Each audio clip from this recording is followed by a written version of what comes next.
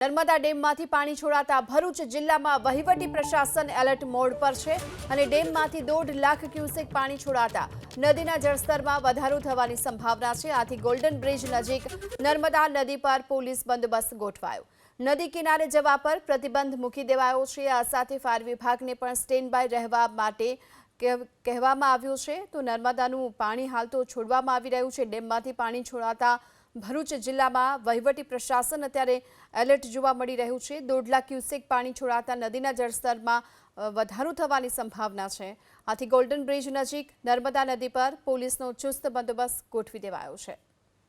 નદી કિનારે જવા પર પ્રતિબંધ મૂકી દેવાયો છે। આ સાથે ફાયર વિભાગને પણ સ્ટેન્ડ બાય રહેવા માટે કહેવામાં આવ્યું છે। તો નર્મદાનું પાણી હાલ તો છોડવામાં આવી રહ્યું છે। ડેમમાંથી પાણી છોડાતા ભરૂચ જિલ્લામાં વહીવટી પ્રશાસન અત્યારે એલર્ટ જોવા મળી રહ્યું છે। 1.5 લાખ ક્યુસેક પાણી છોડાતા નદીના જળસ્તરમાં વધારો થવાની સંભાવના છે।